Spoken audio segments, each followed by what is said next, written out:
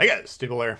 Today we got to look at the new Tier 5 destroyer, Italian Destroyer Leone. We got Campione on the screen there, Bay, and Fishman. I didn't want to put any points into Campione. I don't think he's got any value, but we didn't get a destroyer commander with the ship, so we're forced to use the Dewey of the Italian line. The Fishman, he increases the torp speed in the water, and there's a slot 1 perk on Campione that does that as well. You're going to need at least that slot 1 perk, and if you got Fishman, go ahead and put him on here, because the torpedo base speed, 51 knots in the water, horrible. Basically it just becomes pollution in the water that is there to distract. You just pump them out as quickly as possible, and then maybe you'll hit something, maybe not, but you just need to continuously put those torps out there. Same exact idea even with this build. The torps are not that reliable for hitting aim shots. You just gotta kind of use them as zoning torps. I'm going to go over the pluses and minuses of this ship, and then we're going to talk about end game capture the base mode strategy here to close this video out. So hopefully you guys enjoy this. The pluses on paper, you got torpedo range, 11 kilometers, very good range. 8 guns, which sounds pretty good until you compare it to a 9.5 second reload. Second worst just behind Fubuki. So even though we got the most guns for a destroyer, most destroyers have 4 guns, occasionally you'll see 5, and the Fubuki has 6.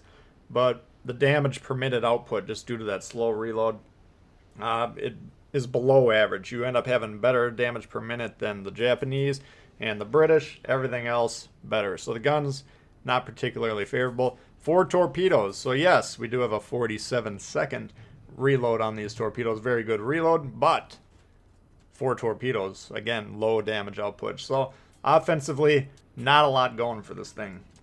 The glaring weaknesses for this thing: speed, 34.7 on my build. That's the slowest out of all my ship's builds. And then aside from the low damage output, we got 2 kind of off stats problems. Number 1, no twist and track. Extremely useful for countering other destroyers and even playing against all ships, but it's particularly useful against destroyers.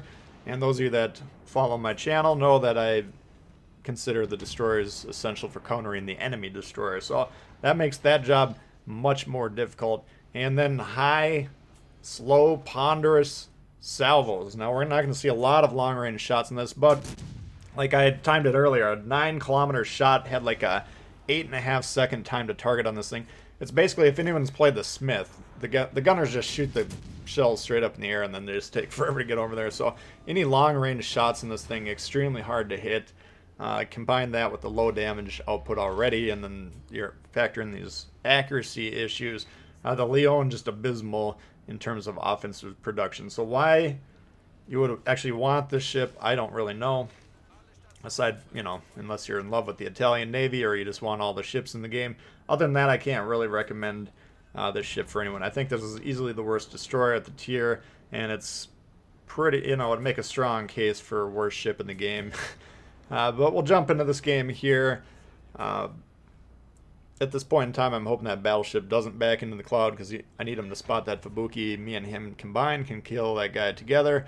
But if we can't kill him and he can just sneak into that guy, then he can potentially suicide torp him. So we knock out the engine there, and down. He's going to go down before he can actually nuke this guy. But the reason I picked this game, I had some better damage games, I had some higher scoring games, but I want to talk about end game capture the base mode strategy. Now, in capture the base mode, the bases have 3 purposes. Number 1, if you get on the enemy base, that forces them to turn around and confront you. If they don't do that, they concede the game, you take the W.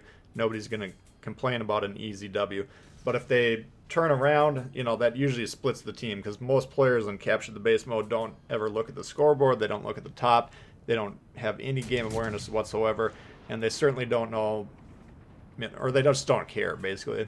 If they lose the game, they lose most of the games anyways, so it doesn't really affect them. So they're not going to bother to turn around. But the players that are actually trying to win the game will turn around and go to the base. That divides the fleet, and then usually that creates numerical mismatches, which can be exploited. So that's the first purpose, to use those bases. Second purpose is to increase the score. You can see below the 420, the 277 there. You get 2 points every 5 seconds passively. As long as nobody's on your base. So if I get on the red base, for instance, they no longer get that 2 points every 5 seconds. And a lot of times with these capture the base mode games, if it's going to come down to score, that means the ship count is pretty close. And then potentially, if you're on the base for a while, you get 50 extra points in terms of lead just by halting their point production like that. That can win the game. So those are the two primary reasons that I ever get on the base. Occasionally, you're actually going to get on the base and try and win the game that way. Now, in this situation here, we're going to have both teams trying to capture the base simultaneously. And these are the games, when that situation arises, those are the most frustrating games to lose because you can have huge ship leads. You can have a 5-ship lead and lose the game just because you're not playing the bases properly. So once you understand how to play capture the base mode, you're going to be kind of in a special category. Again, a lot of players don't understand it. So if you're in the category that understands it, you're responsible for resetting the base. Okay, so what that means is when they're capturing the base, if they have red ships on my blue base, I shoot at them, they lose those capture points. Okay, that's how that works. And again, we're talking about situations where both teams are trying to simultaneously cap. You need guys resetting because otherwise it's just who got on there first. Whoever got on there first wins the game. If you got someone resetting that guy, though, now it's who's doing a better job resetting because each team will be losing the capture points in that situation. So you can see the situation in this game unfolding. West is cleared out. All the ships on blue are going towards the base. We do have one destroyer over there that's going to try and nuke that battleship in the middle. Likewise, similar situation over here. They've basically cleared out the east. I'm still remaining. I'm going back towards the base, trying to slow them down with torpedoes. But basically, they're going to push all those ships into our base, okay? So, if nobody goes back to reset the base, who got on the base first, you guys win, okay? That's how that works. But since I'm back here with the ability to shoot these guys, I'm basically understanding that I need to reset this base. And I'm hoping my team gets on there as quick as possible. I think red is actually going to get on our base first, but I'm going to be here resetting the base. I will go down, of course, as we're going to have 3 ships over here shooting at me. That's, low health Leone. I'm not going to survive that situation. I'm not expecting to survive that situation, but I'm hoping, if we got our ships on their base, they're trying to capture our base. If I can reset their team, nobody's going to go down there to reset their base, then we win, okay? Well, what's going to actually happen, they have a Dallas, the cruiser that's pursuing me, that's the Dallas. He's going to recognize the situation. He's going to begin to go south, and then he could potentially shoot the ships on our base, okay? Now, if he resets them and they kill me over here, which of course they will, I either have to get off the base and let them capture it, or at some point I'm going to have to reset it, and then they're just going to kill me, because once I shoot, I'm going to be spotted. And then if the Dallas is resetting all the ships on my base, we got no one from blue coming up here, then red wins, okay? So that destroyer that's suicide torping the battleship, he's going to recognize once he's done with that. He's going to try and come up here, but again, all it's going to take is 1 or 2 salvos from the Dallas to take him out, and then we have nobody that can get up here in time to reset the base. So at this point in time, looking at this layout, it's about a 50-50 shot as to who's going to win this base, even though we're up 3 ships, okay? Very, very easy to lose this game. If I'm not playing this in the way that I'm playing this, we lose this game. No doubt about it. So I'm just going through this base here. You can see I'm located on the screen. That's the twist and track from the Gady, I believe. And we're just throwing torps back there. We're doing everything we can. I'm kind of slow playing it. I'm once again operating under the assumption that we're going to die here, but we want to slow this down. Dallas is noticing the situation.